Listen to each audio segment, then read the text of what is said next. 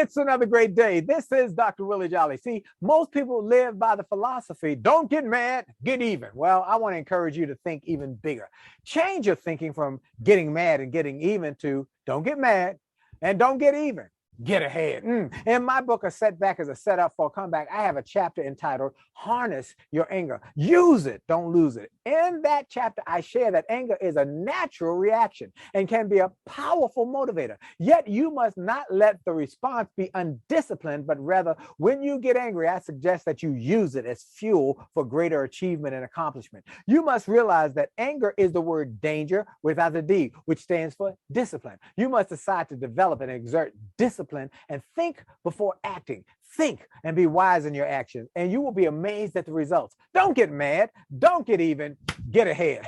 This is Dr. Willie Jolley. Hey, go to winwithwillie.com for resources to help you win more. And remember to make the most of every minute and share this video with everybody you know, because their best and your best is still yet to come. Have a great day.